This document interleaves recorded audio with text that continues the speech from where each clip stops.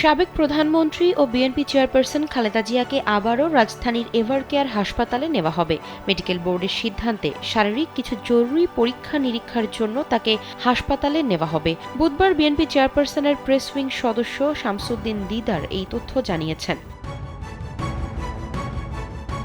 তিনি জানান, সন্ধ্যায় গুলশান ২-এর বাসভবন ফিরোজা থেকে এভারকেয়ার হাসপাতালে নেওয়া হবে খালেদা জিয়াকে। খালেদা জিয়ার ব্যক্তিগত চিকিৎসক অধ্যাপক ডাক্তার AZM জাহিদ হোসেন জানিয়েছেন, শারীরিক পরীক্ষা নিরীক্ষার জন্যই খালেদা জিয়াকে হাসপাতালে নেওয়া হবে। এর আগে গত ৩০ মার্চ মধ্যরাতে এভারকেয়ার হাসপাতালে ভর্তি হন খালেদা জিয়া। হাসপাতালের সিসিইউতে রেখে তার স্বাস্থ্য পরীক্ষা করেন চিকিৎসকরা। একমাত্র ওয়ালটন এসি দিচ্ছে ১ বছরের রিপ্লেসমেন্ট গ্যারান্টি এবং কম্প্রেসারের ১০ বছরের গ্যারান্টি। প্রয়োজনীয় স্বাস্থ্য পরীক্ষা শেষে ২ এপ্রিল সন্ধ্যায় বাসায় ফেরেন তিনি।